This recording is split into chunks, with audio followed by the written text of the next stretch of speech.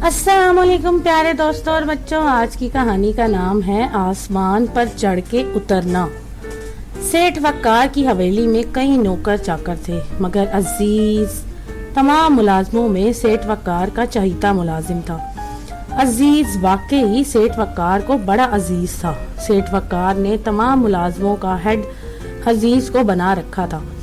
अजीज को ज्यादा पसंद करने की वजह यह भी थी कि वो काम में बड़ा फुर्तीला था, हर काम मिनटों सेकंडों में कर देता था।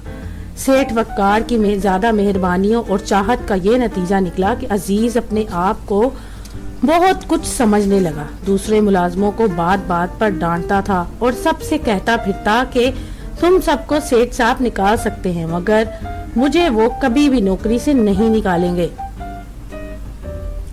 कुछ अरसे बाद अजीज ने दीगर मुलाजमों की तनख्वाहों में से जबरदस्ती कुछ न कुछ हिस्सा लेना शुरू कर दिया, और जो मुलाजिम देने से इनकार करता वो इसे मुलाजमत से छुट्टी करा देने की धमकी देता। इन बातों का एक दिन वक्कार साहब को पता चल गया।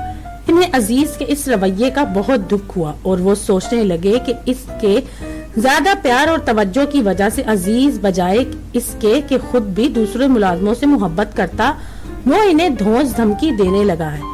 सेठ वक्कार ने एक दिन सब मुलाजमों को बुलाया और कहने लगे, आज से अजीज मुलाजमों का हेड नहीं रहा और मैं आज से तमाम मुलाजमों की तनख्वाहों में इजाफा कर रहा हूँ सवाए अजीज के।